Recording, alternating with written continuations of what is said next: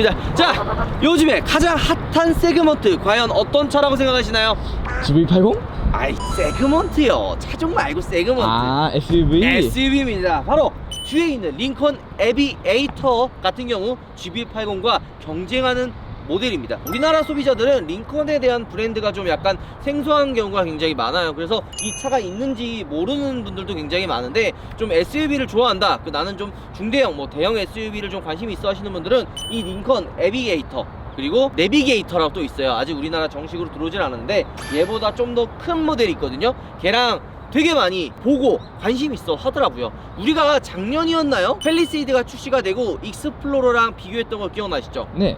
포드 익스플로러와 팰리세이드가 경쟁을 한다면 이 뒤에 있는 링컨 에비에이터와 GV80은 고급 라인으로 둘이 경쟁을 해야 딱 맞다고 봅니다. 그래서 오늘 가져왔어요. 링컨 에비에이터. 얘는 과연 어떤 매력을 가지고 있길래 GV80과 경쟁을 할까? 어떤 가성비와 어떤 매력을 가지고 있는지 한번 여러분들과 함께 알아보도록 하겠습니다. 따라가시죠. 제가 이전에 미국 차는 고급스러운 차, 약간 럭셔리한 차에는 뭐가 많이 들어간다고 이야기했었죠?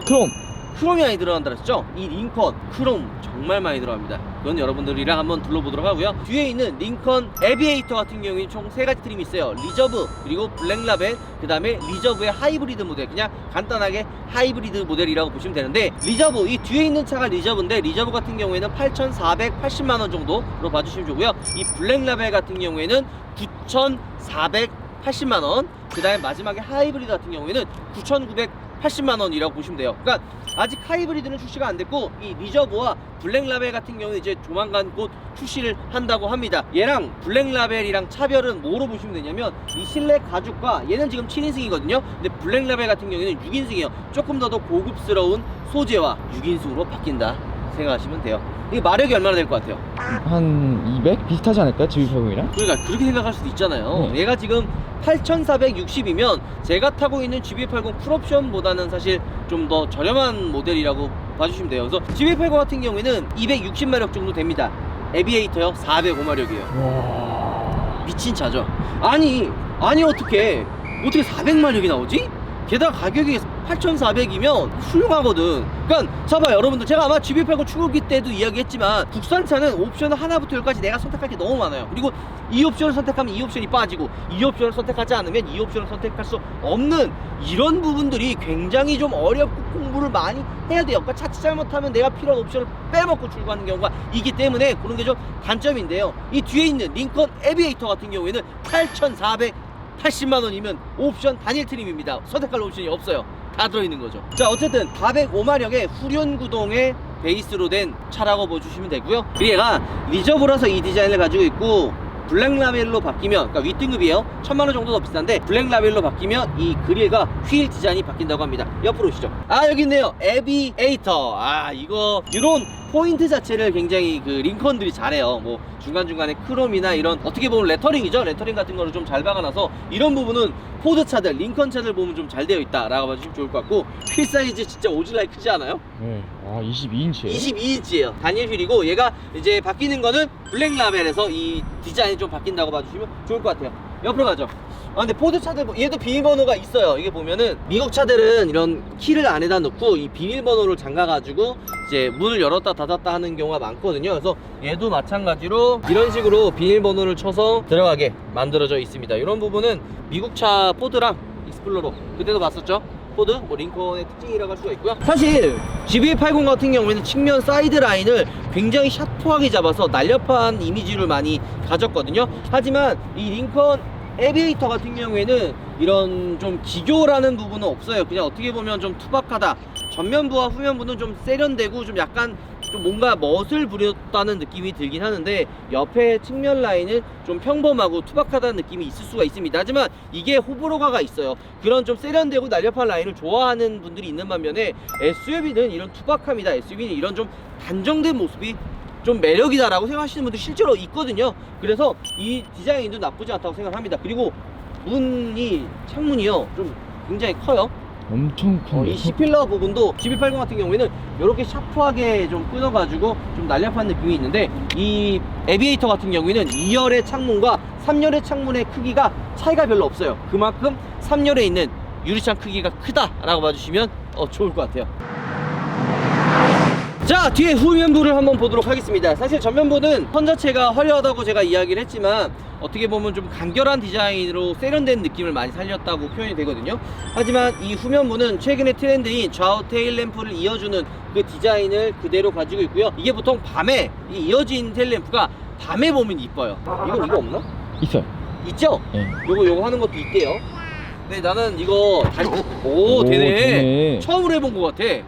이런 편의 기능도 있고요. 트렁크 공간, 얘 마찬가지로 리저브 같은 경우에는 7인승입니다. 블랙라벨. 블랙라벨은 6인승이고요. 얘는 7인승. GV80과 제 차와 똑같은 7인승을 가지고 있는데 마찬가지로 버튼을 통해서 3열을 접을 수가 있습니다. 3열을 접으면 굉장히 넓은 적재 공간을 자랑합니다. 자, 어쨌든 이런 기능들이 있고요. 자, 실내로 한번 들어가 보도록 하죠. 이거 있나? 없는 것 같은데. 없네요. 실내로 가죠.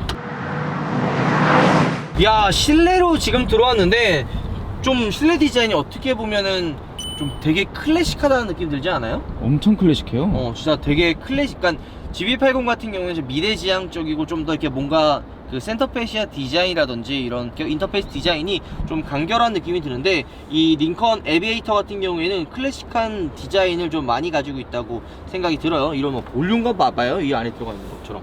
그 다음에 이런 뭐 버튼들 봐도 굉장히 고급스럽다는 느낌이 듭니다. 예전에 우리가 벤테이가 리뷰했을 때 이런 버튼들 하나하나 깎아서 만든다고 제가 이야기를 했었잖아요. 그런 느낌처럼 이런 크롬 버튼들의 마감 자체도 굉장히 되게 좋아요. 그러니까 실내에 딱 탔을 때 이 링컨 에비에이터 같은 경우에는 2세대예요. 사실 1세대가 13년 전에 단종이 됐다가 최근에 인기가 많아지면서 이번에 13년 만에 2세대로 사실 부활한 모델이라고 보시면 되거든요. 근데 이제 약간 전통을 좀 부활시켰던 느낌이 사실 들어요. 그래서 전반적인 실내 디자인도 굉장히 깔끔하고 좀 이쁘다 라고 봐주시면 좋을 것 같고요. 시동을 한번 걸면 시동 거는 게 보통 이 위에 여기 있잖아요. 근데 얘는 이 위에 있습니다. 이 버튼이 시동을 거는 버튼이고요. 드라이브 모드는 여기 있지 않고 이 중간에 여기 있습니다. 이게 드라이브, 중립, 후진, 파킹 여기에서 보시면 돼요. 그러니까 저도 처음에 저는 이제 보통 GV80 여기 있거든요. 주행이 이렇게 돌렸다가 놨다 하는 그런 다이얼 버튼이기 때문에 저도 이게 주행 버튼인 줄 알고 쭉 돌렸는데 이거 알고 보니까 스포츠 모드예요. 스포츠 모드랑 뭐 주행 모드 있죠. 일반 뭐 미끄러움 때 뭐 깊은 도로, 뭐 눈길이나 이런 오프로드 모드, 그 다음에 이런 게 이제 드라이브 모드로 조정을 한다고 보시면 될 것 같아요. 여기 좀 깔끔하다. 엄청 깔끔해요. 자칫 잘못하면 촌스러워 보일 수도 있는 디자인인데 그냥 좀 많이 깔끔하고 이쁘다라는 느낌이고 터치랑 또 마찬가지로 한글화 버전이 다 되어 있어서 좀 더 쉽게 깔끔하게 볼 수 있다라고 하시면 좋을 것 같고요. 360도 어라운드 뷰와 전방 후방 카메라가 다 있습니다. 이거는 GV80에도 들어가 있는 옵션이고요. 헤드업 디스플레이가 들어있네요. 헤드업 디스플레이는 주유량과 그 다음에 이제 시간, 온도 그리고 속도를 나타내는 헤드업 디스플레이가 있습니다. 이게 아까 제가 앞에 이렇게 좀 들어가 있다고 했잖아요. 근데 계기판 역시도 좀 안으로 들어가 있어서 입체감이 있다 라는 느낌이 들고 이거 좋다. 와, 개방감 장난 아닌데요? 그러니까 이게 GV80은 이 중간에 좀 나눠져 있어서 개방감이 좀 좋지는 않거든요. 근데 링컨 에비에이터 같은 경우에는 이게 일자로 뚝 뚫려 있어 가지고 개방감은 되게 좋네요. 이거 뭐 옵션 추가가 아니라 8,480만원에 포함되어 있는 금액이라고 봐주시면 좋을 것 같아요. 자, 그리고 문 여는 게 재밌어요. 보통 이렇게 당기는 게 있잖아요. 근데 얘는 당기는 게 아니라 이 버튼을 누르면 문이 열려요. 오. 핸들 디자인이나 전반적인 이 느낌 자체는 좀 약간 GV80은 좀 더 젊은 느낌이고 링컨 내비게이터는 좀 약간 좀 더 클래식한 느낌을 많이 줬다라는 생각이 많이 듭니다. 자, 뒷좌석으로 가보죠. 자, 2열로 넘어왔습니다. 사실 이 GV80 그 다음에 링컨 에비에이터를 관심 있는 분들은 2열, 3열에 되게 관심이 많을 거라고 사실 저는 생각을 해요. 제가 타는 GV80 역시도 7인승을 선택을 하면 앞으로 당겼다가 당겼다가 하는 이 부분이요 수동으로 됩니다. 바로 이 부분이죠. 이거는 여러가지 이유가 있는데 이걸 수동으로 하는 경우가 이 3열에 타는 사람이 뭐 급박한 뭐 긴급한 순간에 빨리 타고 내리기 위해서 이걸 좀 수동으로 한다는 이야기를 얼핏 들었어요. 뭐 틀릴 수도 있습니다. 어쨌든 그렇게 알고 있는데 사실 이게 수동으로 하면은 타고 내리기가 좀 더 편하긴 해요. 이렇게 해가지고 바로 내리고 탈 수가 있게 되어 있는 거죠. 세 가지 트림이 있다고 이야기를 했잖아요. 리저브, 그 다음에 블랙, 라벨. 근데 둘 다 마찬가지로 천연 가죽입니다. 이 지금 링컨 에비에이터에 들어가 있는 이게 리저브 모델은 영국 황실에 들어가는 가죽의 소재를 쓴다고 해요. 그러니까 굉장히 비싼 소재가 쓰이고요. 그 다음에 두 번째, 윗등급인 1000만원 옵션을 더 집어넣은 블랙라벨 같은 경우에는 이탈리아 베네치아에 있는 뭐 소재에 있는 가죽을 쓴다고 합니다. 한 가지 아쉬운 거는 이 여기 위에 부분이에요. 이 리저브 같은 경우에는 이 위에 부분의 소재가 좀 약간 저렴한 소재로 되어 있는데 GBA80은 이 위에가 8860만원, 제 패키지 2 거를 집어넣으면 스웨이드로 바뀌거든요. 하지만 이 에비에이터 같은 경우에는 리저브는 이런 패브릭 재질이고요. 확실히 이거 진짜 개방감 있다. 이게 제가 항상 이야기하지만 운전석에서는 이 솔직히 개방감을 느끼기가 좀 힘들어요. 하지만 뒷좌석에 타는 사람들은 이 개방감을 되게 많이 느끼거든요. 이 파노라마 썬루프를. 어쨌든 그런 부분은 좀 포인트라고 이야기를 하고 싶네요. 자, 3열 타는 거는 이 버튼이 여기에 지금 당기는 버튼이 있어요. 이걸 누르면 앞으로 이렇게 돼서 자동으로 반자동으로 넘어가는데 3열에 한번 타보도록 할게요. 얘는 앞으로 이렇게 두 개 해도 얘는 고정으로 움직이지 않고요. 6인승, 그러니까 이 위에 등급 블랙라벨 같은 경우에는 여기가 6인승이에요. 그래서 좀 더 고급스러운데 얘는 이제 리저브는 7인승이라 얘는 안 움직인다 라고 봐주시면 좋을 것 같고요. 3열의 공간은 잠깐만요, 제가 똑바로 이걸 해볼게요.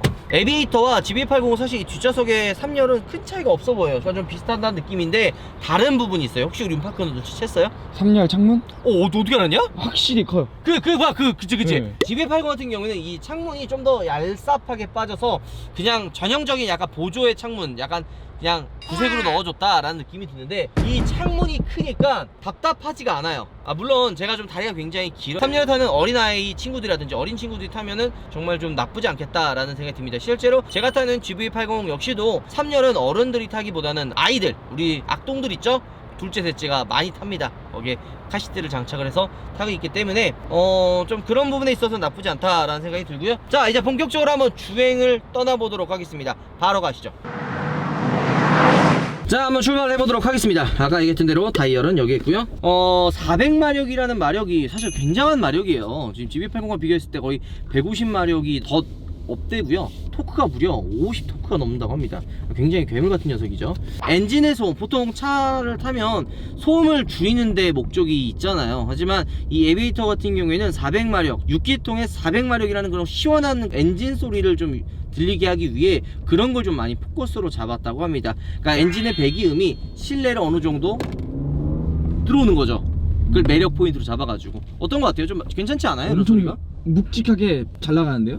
묵직한 소음과 묵직한 좀 엔진음이 들었을 때 거부감이나 이런 부분은 좀 많이 없어요. 게다가 그 외적으로 들어오는 소음은 거의 없습니다. 정말 나 혼자 이 차 안에 독립적인 느낌을 좀 확 받게 하거든요. 일단 액티브 노이즈 캔슬링이라고 많이 이야기했었죠. 노면과 풍절음의 소음을 좀 잡아주는 그 기능이 있어요. GBA80 같은 경우에는 20인치 휠에 그 기능이 들어가 있는데 얘는 이 안에 다 들어가 있습니다. 그래서 액티브 노이즈 캔슬링이 들어가 있어서 외부에서 들려오는, 그러니까 엔진음을 제외한 노면에 들어오는 불규칙한 소음, 그리고 밖에서 들어오는 바람의 풍절음 소리도 많이 좀 잡아줘서 굉장히 조용한 실내 소음을 자랑한다고 보시면 되고요. 이중 접합유리입니다. 당연히 앞에는 이중 접합유리고요. 2열에는 이중 접합유리가 좀 빠져 있네요. 얘는 에어서스가 들어가 있어요. 우리 GV80 같은 경우에는 에어서스가 안 들어가 있죠. 그래서 좀 요걸 좀 먹었는데, 사실 에어서스가 안 들어가도 GV80 탔을 때 승차감이 불편하거나 좀 나쁘다는 생각을 좀 많이 안 들었거든요. 하지만 에어서스가 들어가면 확실히 좀 더 편해요. 그리고 그냥 단순히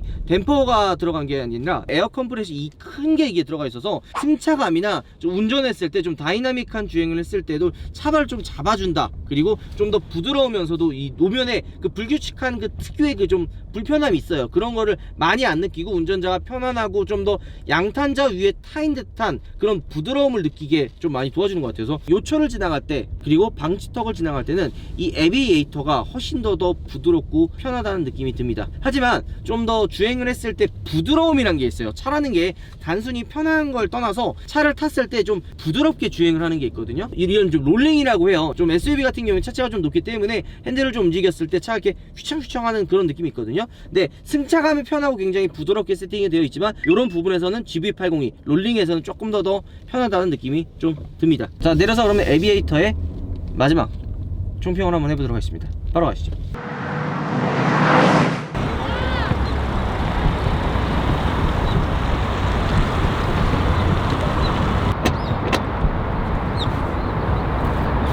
자, 오늘 우리가 링컨 에비에이터를 시승을 해봤습니다. 사실 제가 GV80을 실제로 타고 있어서 그런지 좀 더 신경 쓰고 좀 더 비교를 많이 했던 생각이 듭니다. 이 다음 영상으로 이 두 차를 한번 실제로도 비교해서 어떤 게 다른지, 어떤 부분이 좀 차이가 있는지 실제로 세워놓고 또 한번 비교를 한번 해보도록 하겠습니다. 가격적인 면에서 어떻게 보면 8천만 원이 비싸 보일 수도 있지만 안에 들어간 구성과 옵션, 그리고 400마력의 파워풀한 엔진의 힘, 이런 부분을 봤을 때는 확실히 비싼 값을 산다라는 생각이 듭니다. 하지만 편의 기능이나 이런 좀 약간 좀 나는 400마력까지 필요 없어, 그냥 좀 더 편안하면서 부드러운 주행이 필요해 라고 하시는 분들은 GV80이 좀 더 어울릴 것 같고요. 나는 너무 GV80 좀 젊고 세련돼 이런 느낌보다는 좀 더 클래식하고 파워풀한 주행을 원해, 그리고 에어서스에 좀 편안함을 더 느끼고 싶어 하시는 분들은 에비게이터가 맞다고 사실 생각을 합니다. 자, 그러면 마무리하기 전에 또 한 가지, 이게 또 제 생각일 수만 있어요. 앞으로 한번 나와주시죠. 반갑습니다. 안녕하십니까. 이전부터 익스플로러, 그 다음에 머스탱 등 굉장히 협찬을 또 많이 해주셨는데 간단하게 한번 소개, 인사 한번 부탁드리겠습니다. 예, 안녕하십니까. 포드링컨 신사전시장에서 근무하는 유성찬이고요. 지금 오늘 우파 푸른하늘 한승훈 씨 촬영을 도와드리게 됐습니다. 자, 그러면 이제 여쭤볼 게 있어요. 지금 실제로 GV80과 이 링컨 에비에이터랑 그 소비자분들이 네. 많이 비교하나요?